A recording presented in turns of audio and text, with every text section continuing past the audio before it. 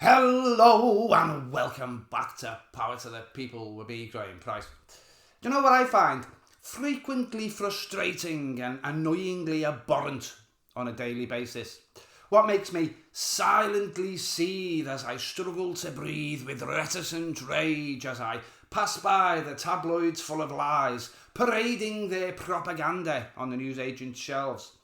The thing that brings outbursts of exasperation as I watch a nation already gaslit and deceived open its arms wide to receive the liars of Brexit and the peddlers of pernicious populism every day on GB News. Sorry, GBBs. It's the dishonesty, the sheer dreary dishonesty that is offered up to enrage the masses daily. Here's today's smorgasbord of divisive bullshit, sir. Take your pick. Do you want to be enraged about asylum seekers this morning? Or does sir instead fancy a portion of grooming gangs seasoned with smear campaigns about Labour?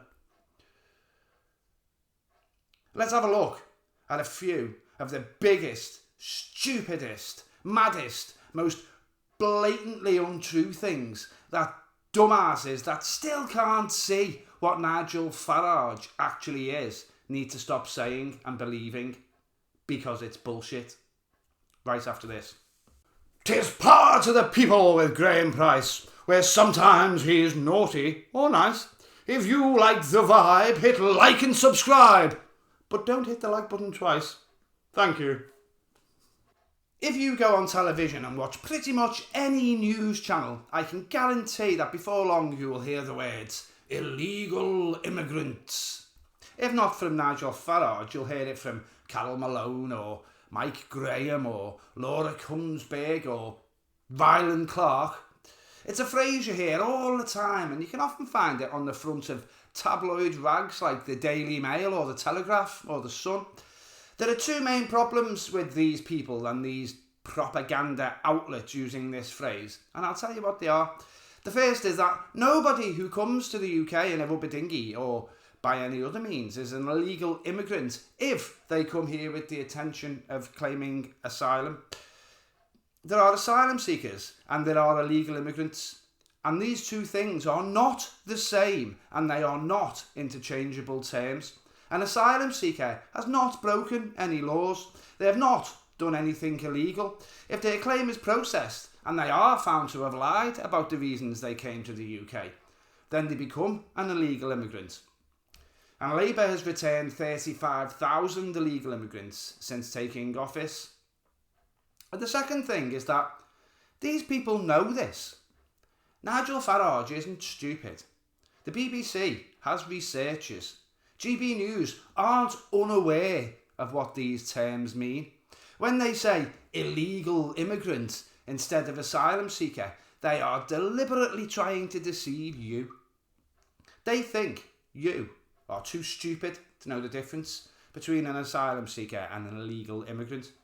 They think you're stupid and they're laughing at how easy it is to make you angry by just switching a few words around.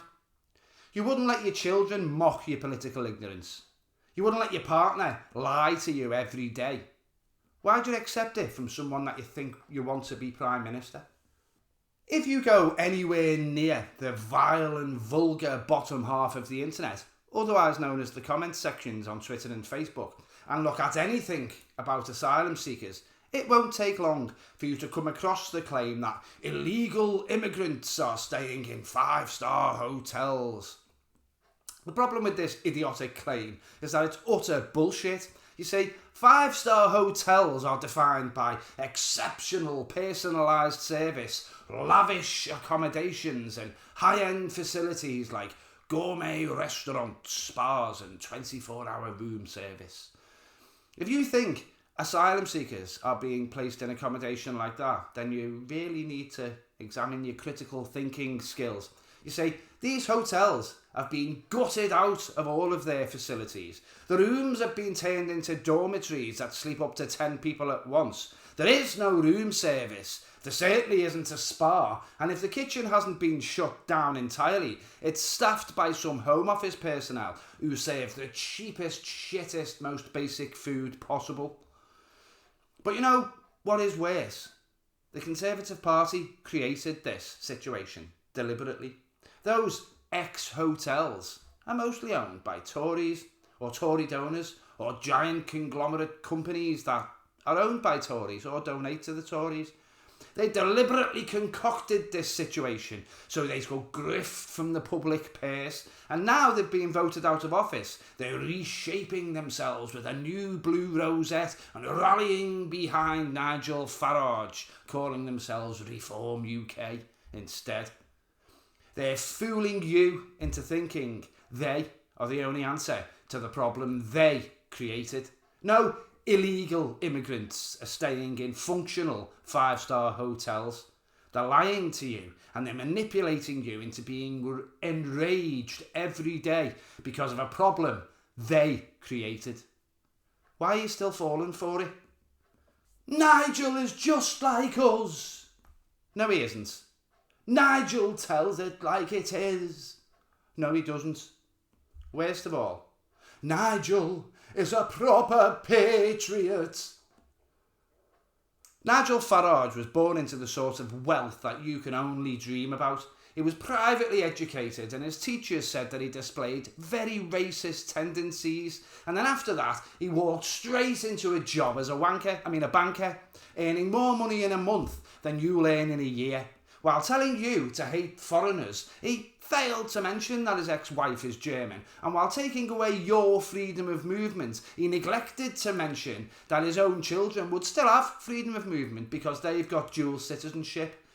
Apparently, Nigel hates the UK. He hates its government, its laws, its police, its courts. He hates all other political parties except his own. He hates foreigners. He hates paying UK taxes. He hates the roads, he hates the capital, he hates the Mayor of London, and he hates the Mayor of Manchester. He hates the rights that you have, and he hates the NHS. Yet somehow he's convinced you that he's a patriot, and everyone who doesn't hate those things is evil, or probably a nonce if they have a brown face.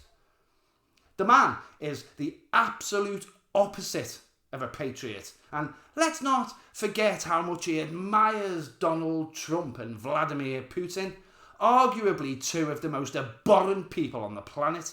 And as we've found out lately, it's looking increasingly likely that he's been taking money from Russia to push Putin's propaganda for years.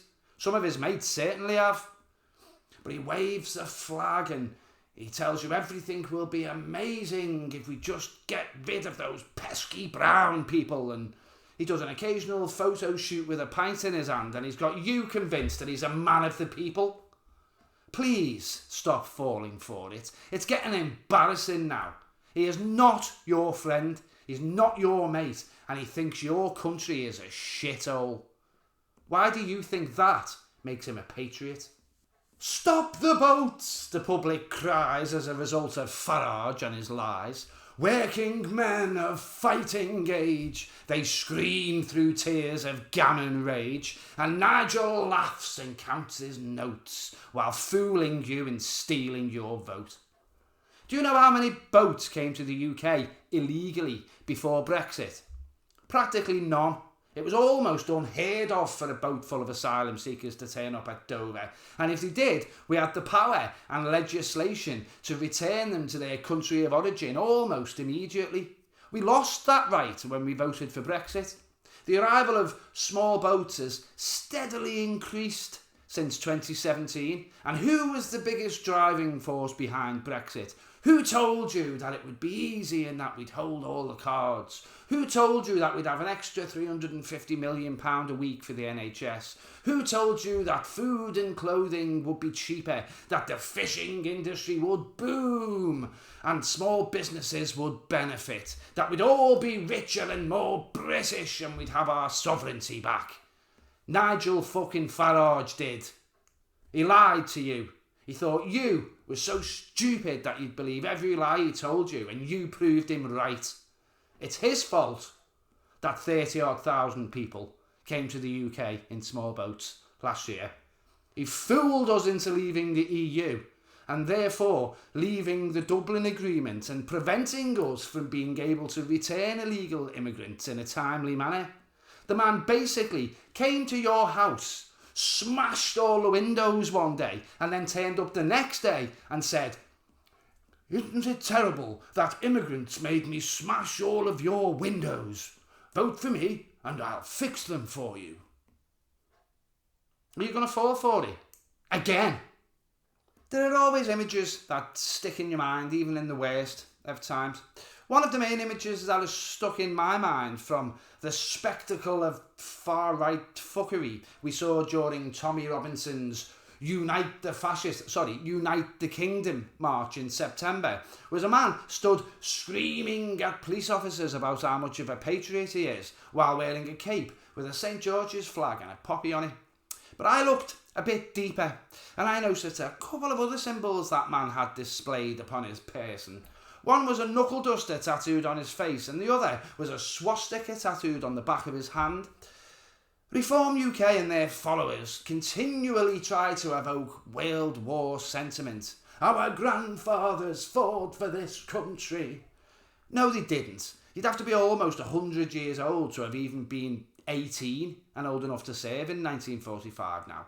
Your great-grandfather might have, though. And you know what? He'd be disgusted to see you standing in the street shouting racist abuse at brown people alongside a guy with an actual swastika tattooed on his hand. They'd think you're dumb as a box of hair to stand with the far right and claim to be a patriot. They're spinning in their graves when you stand there cheering for a South African ketamine-addicted racist who literally did a Nazi salute while celebrating paying for Trump to become president again.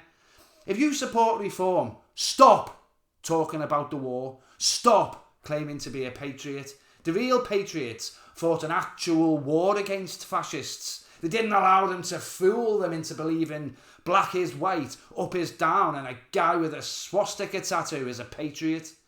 Reform voters have no right to talk about the war. If it happened today, they'd be supporting the guy with the funny moustache and saying, well, at least Mussolini made the trains run on time. You have no right to talk about the war. Shut up. Thank you for watching if you've gotten this far.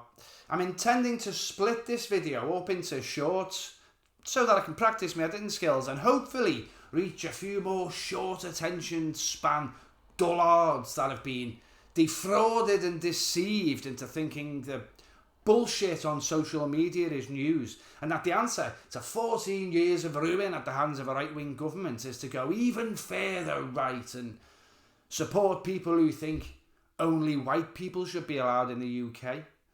The worst people in the country are actively trying to convince you that immigration is literally the most important and egregious thing possible and that you should be enraged every single moment of every single day. These people claim to be patriots, yet are seemingly so disgusted by the UK as it is that they're determined to smash it to pieces and rebuild it in their own racist far-right image.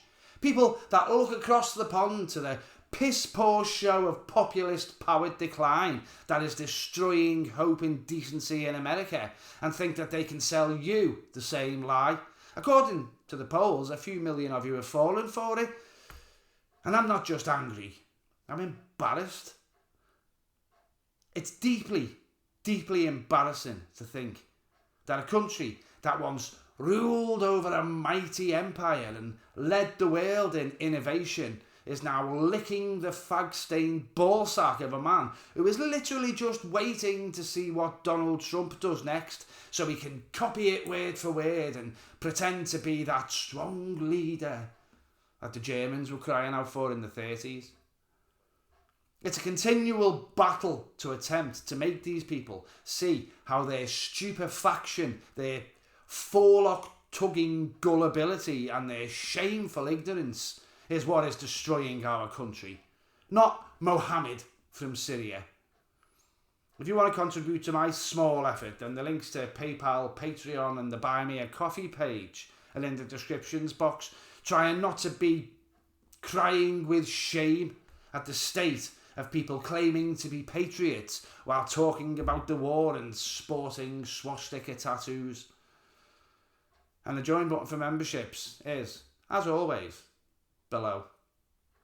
Now, that isn't all, I have to say, but it is as much of what I've got to say as I'm going to say today.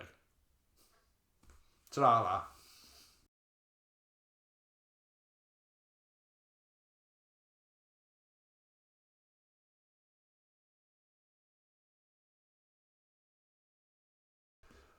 The man is the absolute opposite of a patriot. And let not forget how much he admires Donald Trump and Vladimir fucking Vladimir Putin. What stupid fucking Vladimir.